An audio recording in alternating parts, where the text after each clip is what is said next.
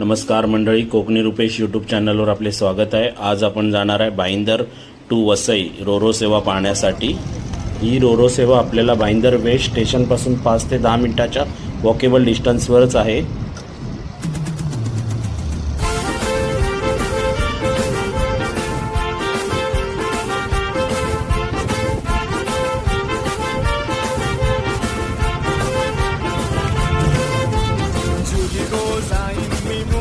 शहरा फुलांचा गोजेला आणि जुली गो दे ग मला लग्नाचे वचन, राजाची राणी मी बनवीन।